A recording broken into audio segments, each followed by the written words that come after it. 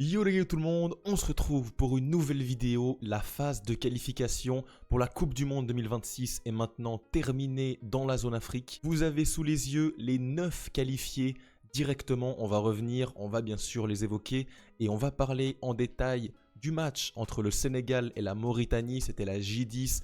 Il y avait bien sûr ce duel à distance entre le Sénégal et la RDC. Ça va nous amener bien sûr à la CAN et à la Coupe du Monde pour ces 9 équipes.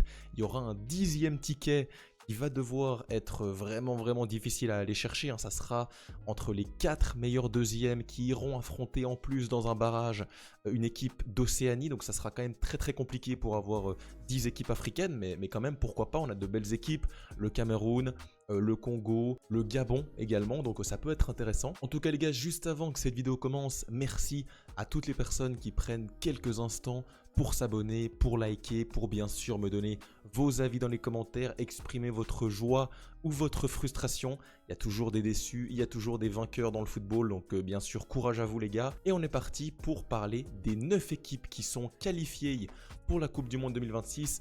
L'Algérie, on en a déjà parlé, l'équipe était bien évidemment favori de son groupe, mais il fallait le faire. Tu avais loupé la Coupe du Monde 2022, il me semble que tu avais loupé la 2018, je crois que tu étais en 2014 Algérie, mais ça faisait quand même un petit moment que l'Algérie n'était pas en Coupe du Monde, donc ça va faire plaisir de les retrouver, c'est toujours une nation intéressante, tu as des joueurs de qualité, Amin Gouiri, t'as du Ryan Ait Nouri, t'as du Oussem Aouar il me semble, donc vraiment t'as quand même une belle équipe, Amoura, toujours le bon vieux Benrahma ici, donc c'est vraiment une équipe intéressante à suivre. Moi c'est une équipe que j'ai débriefé, j'en ai parlé un petit peu sur la chaîne aussi. Le Cap-Vert, surprise, pourquoi? Parce qu'il y a le Cameroun dans son groupe et ils ont quand même passé, ils ont gagné, ils ont été solides à la fin, franchement grand bravo à eux. L'Égypte, c'est tout à fait normal pour eux de passer, Mohamed Salah, Marmouche, vraiment très solide, ils seront là et ça fait plaisir, ils ont des joueurs de qualité donc tu veux les voir au meilleur niveau. La Tunisie en patron total de son groupe, comme le Maroc, monstrueux, une de ses meilleures équipes africaines, clairement ils vont arriver avec de grandes ambitions, ils vont arriver en tant que demi-finalistes en titre, même si c'est pas un titre, mais ils ont quand même un statut, on va dire maintenant en Coupe du Monde. Ils ont bien sûr la CAN à domicile, ça va être une année au global très importante pour le Maroc. Le Ghana également, toujours intéressant. Koudous, t'as toujours des joueurs qui sont sympas. Lors de la dernière Coupe du Monde, ils avaient été très intéressants. Dans la poule avec l'Uruguay, le Portugal et la Corée du Sud, ça avait été un très bon groupe. La Côte d'Ivoire, bien sûr, récent, champion d'Afrique. Le Sénégal, on va en parler. Et bien sûr, l'Afrique du Sud qui retrouve la Coupe du Monde. Franchement, ça me fait plaisir. On a des belles équipes qui sont qualifiées. On va avoir une belle Coupe du Monde. Mais bien sûr, on va parler plus en détail de ce Sénégal. Alors oui, le Sénégal avait un petit peu de pression, quand même. On va pas dire que c'était un match en bois. Il fallait faire au moins un match nul à domicile contre la Mauritanie pour assurer ta qualification. On ira faire un petit tour sur les statistiques, pas les statistiques, le classement, pardon, de ce groupe final, le classement terminé.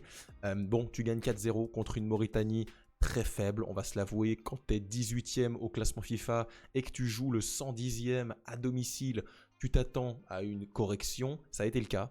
Franchement, ça a été le cas avec quand même plutôt de la difficulté en première période, notamment devant les cages où tu as eu un Jackson, un Iliman Ndiaye un petit peu inconstant, qui a eu quelques problèmes techniquement.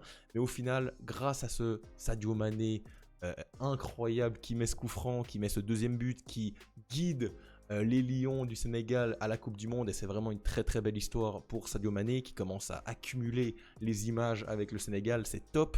On va pouvoir le voir lors d'une Coupe du Monde supplémentaire, ça fait toujours plaisir d'avoir des joueurs comme ça, même si c'est pas toujours rose au Sénégal pour lui dans l'équipe et dans le jeu.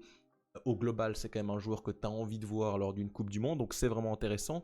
Iliman Ndiaye a marqué un très beau but pour le 3-0, franchement un petit soliste sur le côté gauche, il vient terminer, ajuster le gardien, et c'est Diallo qui termine, qui conclut, qui emballe le paquet cadeau pour les supporters sénégalais. Franchement, très grosse perf, grosse victoire, grosse séquence du Sénégal sur les derniers matchs, on va en parler. On va revenir vite fait sur la compo, avec bien sûr Dio, Niakate, Koulibaly, Diatta, Diouf, ça c'est le back fort habituel on va dire. Alors bien évidemment notre ami Mendy n'était pas là, c'était Dio, je sais pas pour quelle raison du reste. Pape Gueye ici avec Gana Gueye, Sadio Mané, Sarr, Jackson et Ndiaye. Les trois étaient alignés avec un Ndiaye un peu plus à droite, mais des fois il dézonnait un peu au centre. Franchement, c'était assez mouvant entre les trois ici. Autour d'un Nicolas Jackson que j'ai trouvé voilà, un petit peu moyen. Je trouve qu'il peut encore faire mieux, Nicolas Jackson, et on va attendre mieux de lui, que ça soit, j'ai envie de dire, en club et en sélection. J'ai pas encore un Nicolas Jackson qui explose, et je trouve que c'est un joueur qui a les qualités athlétiques pour vraiment bien s'exprimer dans ce genre de match.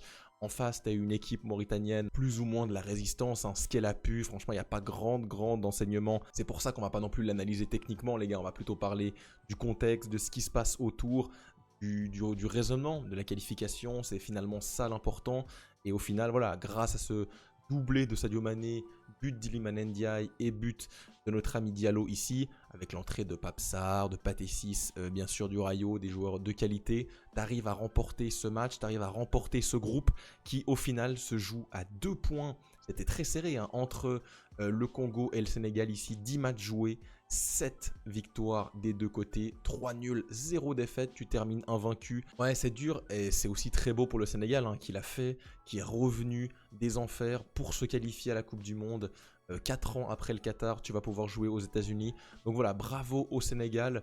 Et j'ai aussi envie de dire bravo à toutes les autres équipes qui se sont qualifiées. J'ai vu qu'il y avait de gros résultats, notamment la Gambie qui en met 7 aux Seychelles. Mais au-delà de ça, les matchs qui nous intéressent un peu plus, l'Algérie a fait 2-1 contre l'Ouganda. Apparemment, la perf collective est encore un petit peu discutable. Le Nigeria a gagné largement contre le Bénin. La RDC Congo, bien sûr, a gagné son match qu'il fallait gagner pour la deuxième place contre le Soudan. Le Gabon a fait le taf contre le Burundi et sera dans les meilleurs troisièmes. La Côte d'Ivoire a fait le travail contre le Kenya. Et au final, le Maroc a gagné tranquillement 1-0 contre le Congo. Voilà, les gars, on est au bout. On est au bout de ces qualifs Coupe du Monde Zone Afrique. On aura la CAN, bien sûr, fin d'année. Et puis la Coupe du Monde qui nous attend avec toutes ces belles équipes. Franchement, ça va être quelque chose d'assez surprenant hein, d'avoir autant d'équipes. Ça va être la première fois qu'on a autant de participants. On a des pays un peu exotiques, hein, notamment comme le Cap-Vert, comme l'Afrique du Sud, l'Ouzbékistan, bref, le Qatar est qualifié. Donc voilà, je ne sais pas si c'est une bonne chose d'avoir autant d'équipes. Maintenant, voilà, dès que la règle est passée, bah, bravo à ces nations qui se sont qualifiées. Et j'ai envie de dire rendez-vous pour tout ce beau monde à la Coupe du Monde 2026 aux États-Unis. Bien sûr, on sera là pour la couvrir, les gars. Hein, c'est cette Coupe du Monde avec toutes ces équipes africaines, toutes ces équipes européennes. Et nous, eh ben, on se retrouve rapidement pour de nouvelles vidéos. Le foot de club va revenir. On a fait quelques vidéos sur cette trêve. On va revenir rapidement sur le foot de club, hein, bien sûr, avec le Barça, avec la Ligue des Champions qui va reprendre plus forte que jamais. Et voilà, les gars, j'espère que vous avez kiffé cette vidéo, kiffé cette soirée. J'espère que vous êtes heureux là où vous regardez cette vidéo, que votre pays est qualifié pour la Coupe du Monde 2026. Et nous, on se retrouve très rapidement pour de nouvelles vidéos. Ciao et bien sûr, Visca Barça.